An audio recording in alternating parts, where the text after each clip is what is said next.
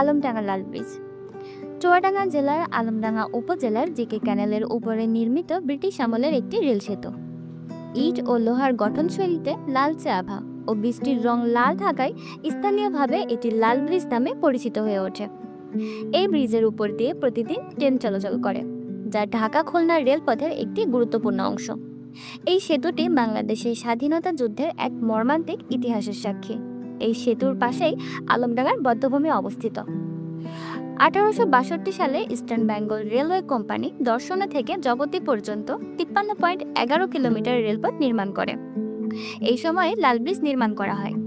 ব্রিজটি Alamdanga railway station থেকে প্রায় 1.2 কিলোমিটার দূরে অবস্থিত। বাংলাদেশের স্বাধীনতা যুদ্ধের সময় এই ব্রিজের দুই পাশে পাক হানাদার বাহিনীর ক্যাম্প ছিল।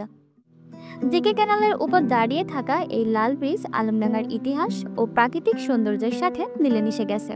অনেক ফটোগ্রাফার ও ভ্রমণ প্রেমীর কাছে এটি একটি বিশেষ আকর্ষণীয় স্থান।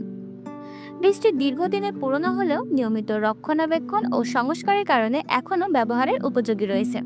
দীর্ঘদিনের ইতিহাস বহনকারী এই ব্রিজ এখনও দৃঢ়ভাবে দাঁড়িয়ে আছে।